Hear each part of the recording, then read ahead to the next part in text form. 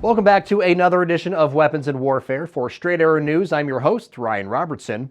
Just ahead on this week's show, we go one-on-one with an F-35 test pilot. We take an up-close look at the military's replacement for the Humvee. And in my wrap, I let you know my thoughts on the investigation into Defense Secretary Lloyd Austin's absence from work, and why it took so long for his boss to find out. But first, how about we tackle a few stories you may have missed?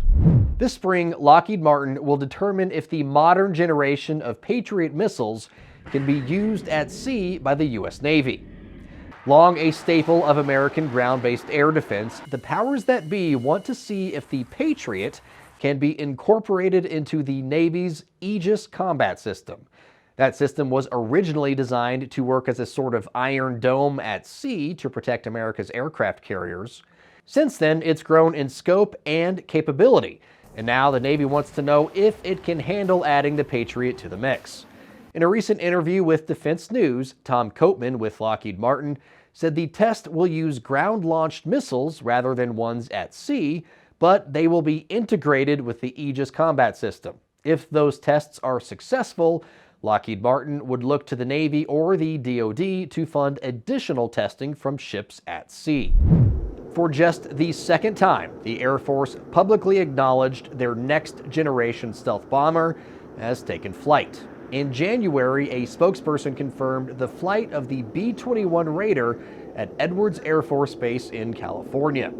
Unveiled to the public in December of 2022, then Air Force Chief of Staff and now Chairman of the Joint Chiefs, General C.Q. Brown Jr., said the testing phase, with fewer actual flights, will be different from that of any aircraft in military history.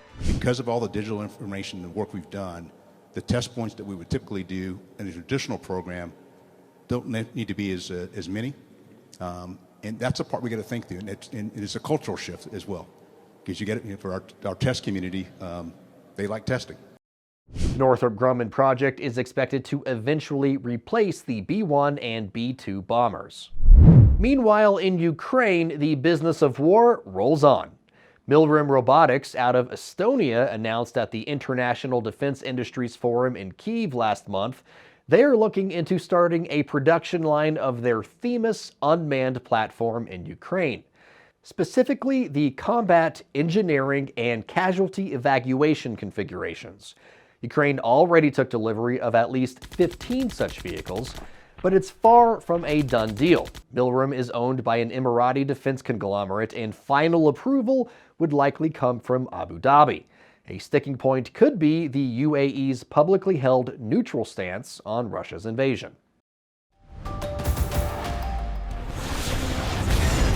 If you were one of the millions who enjoyed the Tom Cruise blockbuster Top Gun Maverick, then you no doubt remember just how much of the movie was spent talking about taking on fifth-generation fighters. Taking a shot.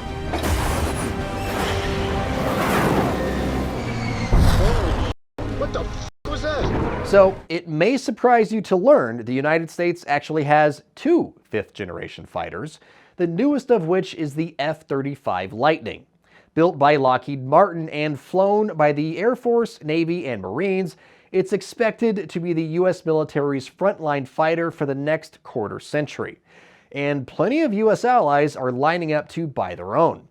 Recently, I had the chance to talk with an F-35 test pilot named Tony Wilson, call sign Brick.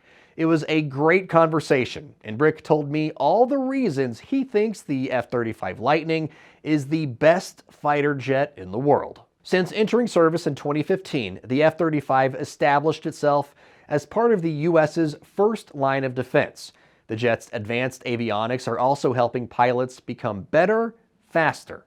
What used to take, a naval aviator's, we'll say 8 to 12 years to achieve to become a large force mission commander, have the capability to lead a large number of aircraft into a combat scenario.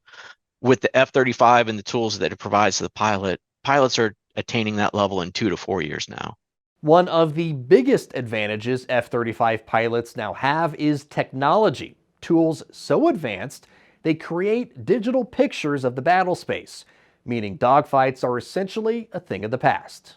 with a single F-35 and the capability that it brings to the pilot, you can identify almost anything that's out there. And if I know what I'm going up against, then I can solve any tactical problem, right? Because I'm able to exploit on the weaknesses of whatever I'm going against, as well as capitalize on my strengths. If I have the capability to find, fix, and track an aircraft to include what its identification is, then I can pick the best tactic to solve that tactical challenge long before this threat ever knows that I'm even there. And by solve that tactical challenge, that's a nice way of saying take out the bad guy. Yeah, exactly. No, exactly. Landing radio check. Loud and clear. Once I'm airborne in the demo, you guys can reach me here. For the modern fighter pilot, the jet isn't the only technological leap making life in the cockpit a little easier. The helmet, we talked a little bit about it. You have the 6 cameras, but the idea of like a glass plane, I just look around and I can see anything and everything I want to. Like when you were training to become a pilot, was this considered like, would that be magic? Yeah, if you had asked me or told me when I first started flying about this helmet, I'd have been like, this is something out of Star Wars, dude. This is not, I'm never going to see it in my lifetime. And now it's here, right? And we're only getting better with our helmet technology. So, the capability I see today, I can only imagine and get excited about, what's in the future with this helmet. We're running out of time. So I'm going to skip to my last couple of questions. What is the most unrealistic thing you've ever seen depicted in Hollywood, on TV, whatever, where you're, as a pilot, you're just going, that's stupid? Maverick, Top Gun, when they said we couldn't send in 5th gen, right? Because of X, Y, or Z. The reason, Maverick, Top Gun didn't use the F-35 is it would have made the movie boring. They would have launched off the carrier. They would have picked their way through the threat. They would have put the bomb on the target and come back undetected, right? I'm like, come on, really? I understand the reasons why, but yeah, going back to your previous question about, well, when I first started flying, what was capable, what wasn't. As a test pilot, one of my roles is to help engineers make the impossible possible, right? So I've seen where we've gone from 4th gen fighters to 5th gen fighters, and I'm just super excited to see what comes next. I want to thank Brick for sharing some of his time with us. We may just need to invite him back after the 3rd Top Gun movie comes out. Yes, they are making another. If you're interested in hearing more of my talk with Brick, be sure to check out our Weapons and Warfare audio exclusive extra wherever you get your podcasts. For those of us of a certain age, it might be hard to believe Operation Desert Storm took place a little more than 33 years ago. Just 2 hours ago, Allied air forces began an attack on military targets in Iraq and Kuwait. From that conflict, several American icons were born. Among them, General Stormin Norman Schwarzkopf, the F-117 Nighthawk, and the legendary high-mobility multi-purpose wheeled vehicle, otherwise known as the Humvee. How popular was the Humvee? Well, Arnold Schwarzenegger demanded he be sold a civilian version, and he was. Though it still serves our troops today, lessons learned in Iraq and Afghanistan spurred military leadership to ask for a new workhorse to replace the now 40-year-old Humvee. Enter the Oshkosh Defense Light Combat Tactical All-Terrain Vehicle, or the LATV. After years of testing, this beast bounded into active duty in 2019. With a price tag of just $344,000, this four-wheeled ferocity is currently used by the United States Army, the Marines, and the U.S. Special Operations Command.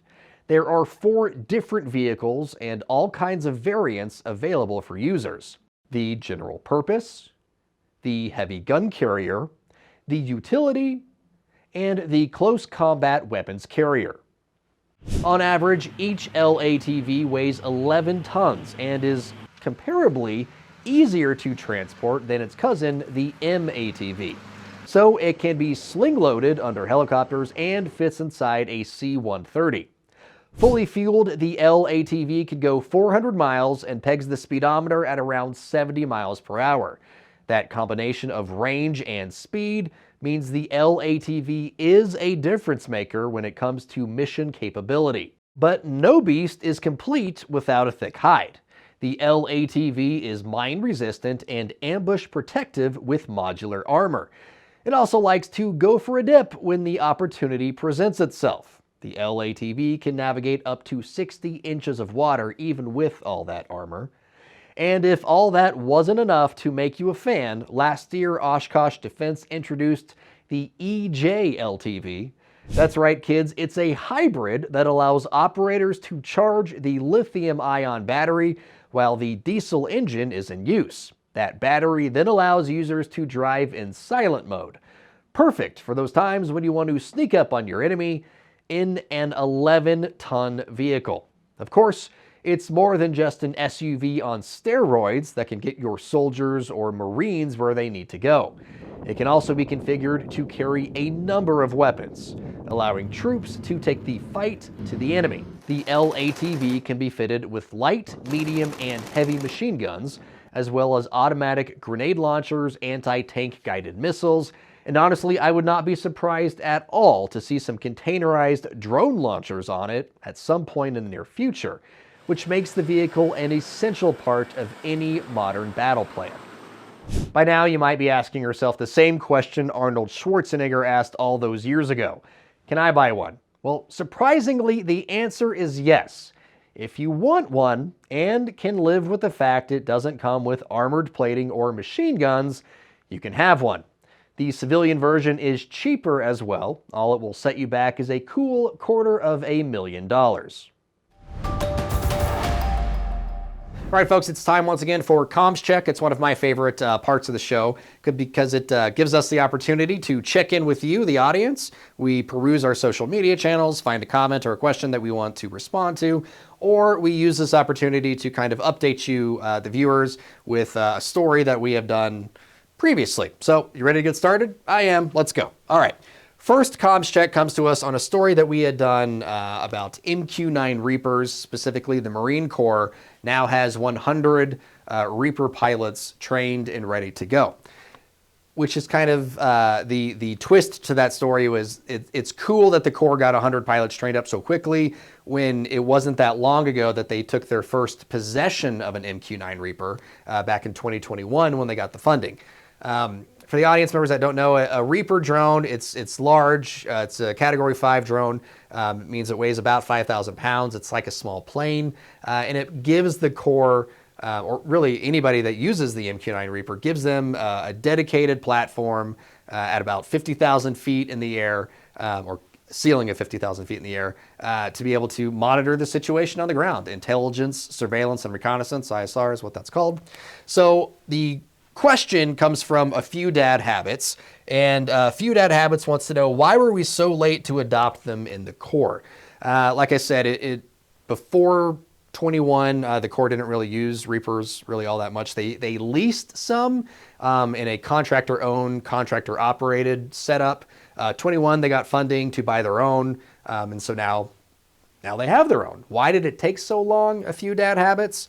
You kind of have to look at what was going on in the world prior to 2020 and then after 2020. Prior to 2020, the Marine Corps, most of their operations over the last 2 or 3 decades was based in the Middle East, landlocked. You can drive within, a certain distance of your enemy, of your target, and then a lot of these smaller drones that the Corps was using were hand launched. You could just kind of throw it and it goes. Now, with Force Design 2030, with the Marine Corps kind of doing a force posture positioning in the Pacific to disperse their forces so that they can counter China and keep China in that first island chain, is what the military terminology is. In order to do that, that means the Marines have to be spread out. If you're spread out, then a little handheld drone that has a limited lifespan and a very limited range isn't going to do you much good when you need to be patrolling an area of 1,000 nautical miles or more. the Reaper gives them that opportunity. Oh, and by the way, the Reapers can carry Hellfire missiles. I've never met a Marine who doesn't want more firepower. So hopefully that answers your question. A few dad habits. We're going to move on now to our next comms check, which is actually an update to a story that we had done on the F-35 Lightning. Back in December, Lieutenant General Michael Schmidt told Congress that there was a delay in an upgrade for the TR-3 upgrade, delay in parts for the TR-3 upgrade, which basically gives the F-35 a whole lot more computer processing power, data sensory, and without getting too techie, it makes the plane better, okay? The general in December said that there was a delay. Well, Lockheed Martin just came out and said of the 147 to 153 range of jets that they were anticipating delivering this year, that number is actually going to be closer to 75 to 100. So that's a pretty significant drop, about a third of a drop of what we thought they were going to deliver versus what they're actually going to be able to deliver. So not great news there. The good news is the F-35 Lightning is, the best, one of the best fighters on the planet. It's probably, F-35, F-22, they're both American made. So, good spot to be in for us. But if you are waiting delivery on an F-35, bad news is you might have to wait a little bit longer. So we'll see how that goes. All opinions expressed in this segment are solely the opinions of the contributors. Well, we are just about out of time, folks, but before you go, I want to discuss accountability for a bit, specifically when it comes to our nation's leaders.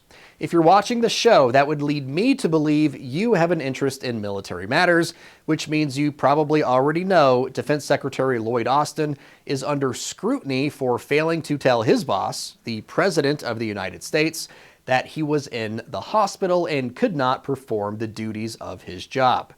Quick recap. Austin was rushed to the ER at Walter Reed Medical Center for a urinary tract infection he developed after having surgery to treat his prostate cancer. That was on January 1st. On the 2nd, he was admitted to the ICU, but for 4 days, the Pentagon, the White House, and the Deputy Secretary of Defense were all mostly in the dark about Austin's hospitalization, let alone that he was undergoing treatment for cancer. There's been lots of hemming and hawing about why SecDef didn't tell POTUS or the Pentagon about his absence. Austin did release a statement saying basically he knows he messed up and he's going to do better going forward. But a member of the cabinet being unable to perform their duties is a big deal, especially when we're talking about the Secretary of Defense, and there are some pretty tenuous situations globally. I'm not here to berate Austin for getting medical treatment. On the contrary, I hope he's fine, and I hope he makes a full recovery. What I am here to do is ask, how is this acceptable? Where's the accountability? Folks in the military know protocol. They know chain of command. Austin should have known he needed to inform others that he would be MIA for a few days. And I'm not the only one wondering what was going through Secretary Austin's head. The chair of the House Armed Services Committee is as well. Congressman Mike Rogers scheduled a hearing on the matter for February 14th, Valentine's Day. Instead of a love letter, though, Rogers sent Austin a message that read, in part, "I am alarmed you refused to answer whether you instructed your staff to not inform the President of the United States or anyone else of your hospitalization. Unfortunately, this leads me to believe that information is being withheld from Congress." Me too, Mike. And listen, odds are if you at home had an important job with people relying on you and you don't show up to work for 4 days and no one knows where you are, you probably would not have that job very much longer. But President Biden says he still has full confidence in Secretary Austin to carry out the duties of the job. So again, where's the accountability? Where's the punishment? As a leader, Austin is held to a higher standard. People's lives quite literally depend on the decisions he makes, and his decision to keep his illness and its impacts to himself could have put our country in danger, and that has to be answered for. Those are my thoughts. What are yours? Tell us what you think by commenting in the comment section on all of our social media feeds. Yes, folks, we do actually read the comments. But that's going to do it for us for this week on Weapons and Warfare. For senior producer Brett Baker, video editor Brian Spencer, and graphics designer Dakota Patillo, I'm Ryan Robertson for Straight Arrow News, signing off.